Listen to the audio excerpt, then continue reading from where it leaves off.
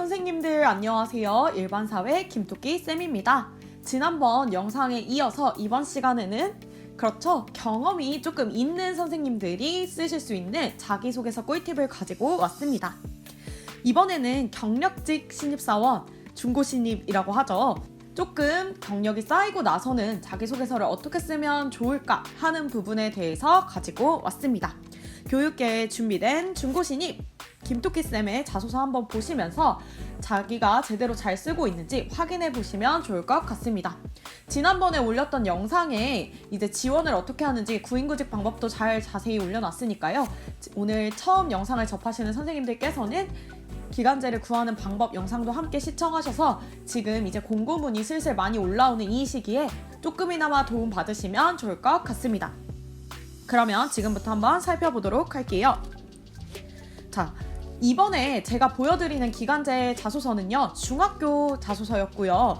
또 중학교에서 이제 자유양식이라고 해서 특별하게 정해진 질문 없이 자소서를 자유롭게 작성해서 제출하라는 부분이었습니다.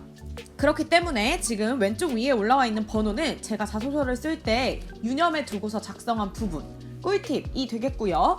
자소서 자체에는 자유양식이었다라는 점 참고해 주시면 좋을 것 같습니다.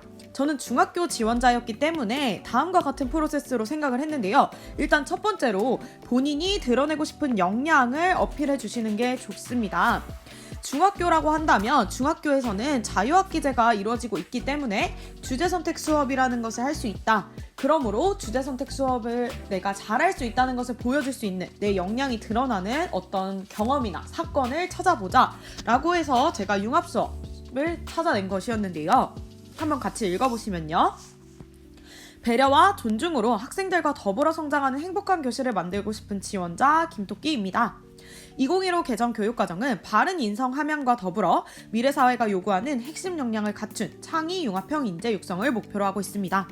급변하는 현대사회에서 적응하기 위해 자기주도적 학습 능력과 창의성, 바른 인성, 협업 능력 등이 꼭 필요하기 때문입니다.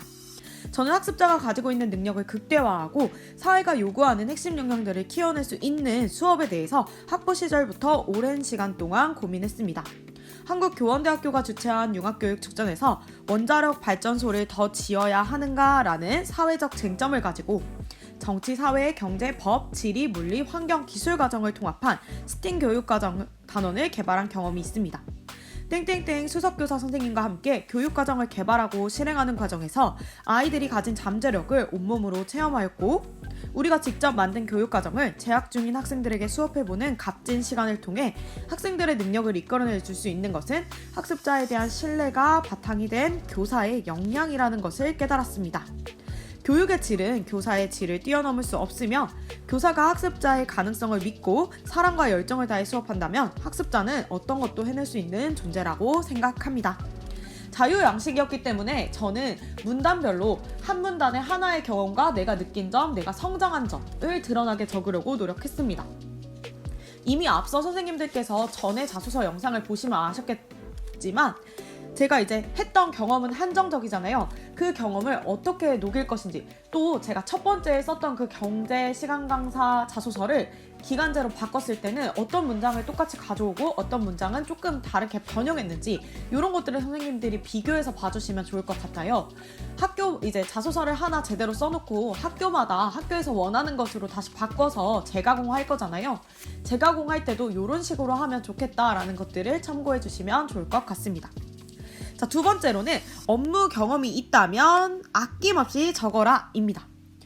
아무래도 경력이 있는 선생님들이 기간제 교사를 뽑을 때는 조금 더 우선순위가 있다고 알고 있습니다. 학교 입장에서는 아예 모르는 생판 초짜를 뽑아서 이제 처음부터 다시 가르치기보다는 그래도 학교 조직 생활을 조금 해본 사람이 조금 더 적응도 잘하고 빨리 깨우칠 수 있겠다고 생각하겠잖아요. 그렇기 때문에 내가 만약에 시간 강사든 학원이든 다양한 업무에 대한 경험이 있다면 아낌없이 꼭 적어주어라 라는 것이 제가 말씀드리고 싶은 부분입니다. 조금이라도 해본 업무가 있다면 내가 물론 완벽하게 잘하지 않을지라도 적으려고 노력하시면 좋을 것 같은데요. 보시면 1년간 고등학교 경제 수업 주문형 강좌를 통해서 학생들의 수행 정도를 평가하고 생활기록부를 작성해 본 경험이 있습니다. 먼저 수업과 평가의 일체화를 위해 교육과정을 재구성하였고, 학생들의 활동 과정을 상세히 기록하기 위한 배움 중심 수업을 새롭게 구상하였습니다. 직소, 의사결정, 논쟁 문제 수업 등 다양한 수업 기법을 통해 수업에 도전함으로써 학생들의 포트폴리오를 풍부하게 하고 이를 학생들의 진로와 연관하여 기록해 주었습니다. 저는 이 시간들이 현장에서 강조하고 있는 교육과정, 수업, 평가, 기록의 일체화를 몸소 체험할 수 있는 시간들이었다고 생각합니다. 수행평가의 비중이 점점 더 늘어나고 있습니다. 수업 그 자체가 평가가 되는 수업을 진행하고 학생들의 활동을 제대로 평가하는 교사가 되겠습니다. 그 밖에도 2번의 기말고사 출제 경험이 있습니다. 부족한 점은 동료 교사와의 협력을 통해 메꿔 나갈 것이며 학생들과 재밌는 수업을 만들어 나가기 위해 언제나 열정적으로 노력하는 김토끼가 되겠습니다. 자, 보시면 제가 수행평가를 했던 것과 생활기록부 작성 경험이 있다는 것이 글에 녹아있죠. 또 기말고사 출제 경험까지 녹아있습니다.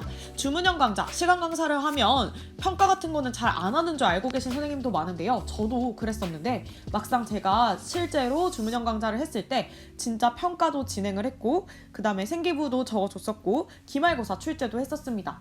요런 일말의 경험들, 이게 없다고 한다면 학원에서 했던 경험들, 이런 것들을 여기에 녹여서 그 읽는 이로 하여금 이 선생님은 뽑으면 이거는 할 줄 아는구나, 요거는 할 수 있겠구나 하는 것들을 느껴지게 해주는 것이죠. 세 번째로는 교직관, 학생관, 그리고 내가 꼭 뽑혀야 하는 진심을 담을 것. 자, 이 부분이 바로 자기소개를 해보라는 것과 비슷한 부분이 되겠는데요. 학교에서 원하는 상을 뽑으라고 한다면 일단 조직 생활에 제대로 적응할 수 있는 사람, 사람들과도 잘 지내고 학생들과도 잘 지내고 학부모와도 잘 지낼 수 있는 사람이 1순위가 되겠죠. 그리고 긍정적인 마인드를 가지고 있는 사람이 드러날 수 있도록 적어주시면 좋을 것 같습니다. 저는 어떻게 적었냐 보시면요. 교생 시절 학생들이 사회를 지겨운 암기 과목으로 생각하는 것이 저는 매우 안타까웠습니다. 꽤 오랜 시간 살아있는 지식들이 숨쉬는 수업에 대해 갈망하였고, 좋은 수업이 무엇일까에 대한 대답을 찾고자 노력했던 것 같습니다. 학부생 시절 좋은 수업 콘테스트에 나가서 입상했던 경험과 또 1년간의 제가 시간 강사 활동을 통해서 학교에서 했던 생활들은 이를 증명하는 기간이었으며, 이를 통해 학생들이 수업 시간에 배운 지식을 자신의 삶에 어떻게 녹여내는지 지켜보고 확인할 수 있었습니다.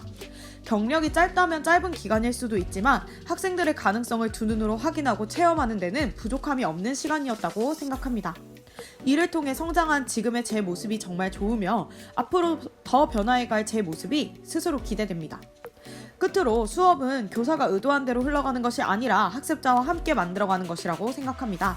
학교가 배움과 가르침이 즐거운 공간으로 거듭날 수 있도록 학생이 주인이 되는 수업을 구현하는 교사가 되도록 노력하겠습니다.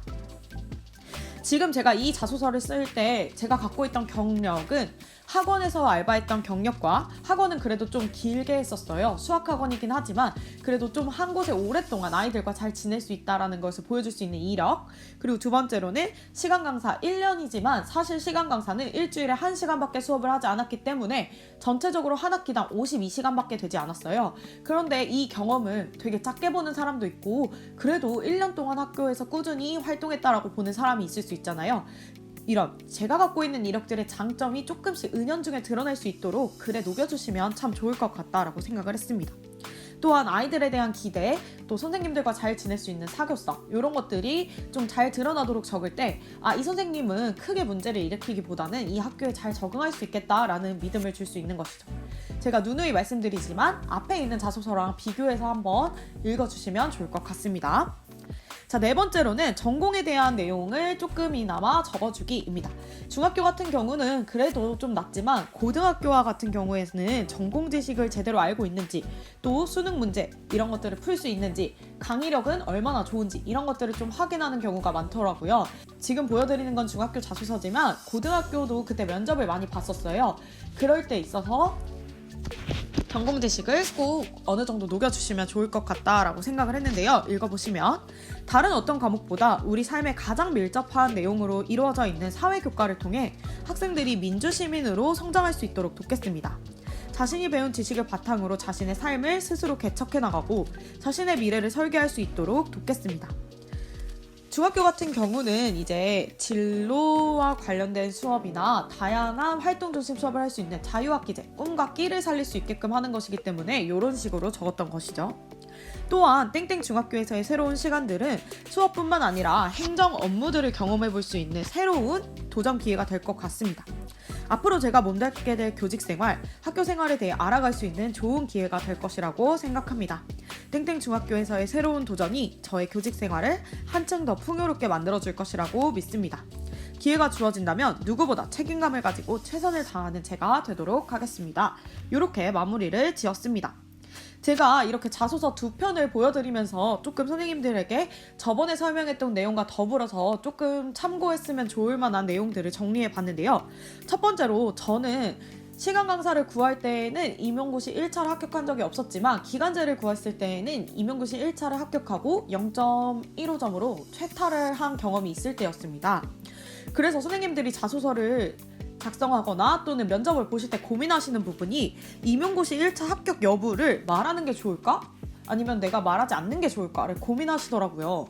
왜냐하면 1차를 붙었다는 건 어느 정도 전공 지식이 있다는 것을 말할 수 있는 좋은 기회가 되기도 하지만 반대로 내가 임용고시에 미련이 있기 때문에 학교 생활보다는 공부에 조금 더 치중하겠다라는 말이 될 수도 있잖아요.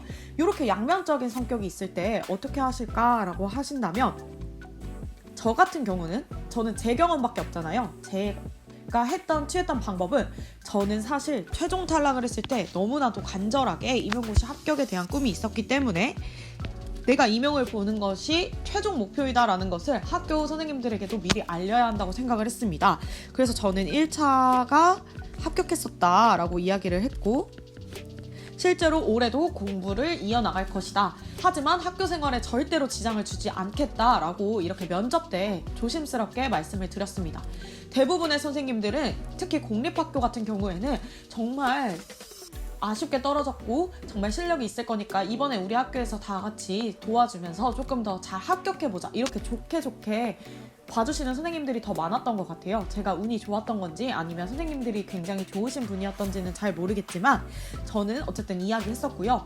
고등학교 면접을 볼 때도 말씀을 드렸었는데 1차를 합격했다는 것 자체가 전공 지식이 있다는 부분에서 굉장히 좋아하셨지만 어떤 여러 개의 학교 중에서 한 학교에서는 이제 수업 실연을 볼 때 2차처럼 하는 게 너무 약간 현실성이 떨어진다.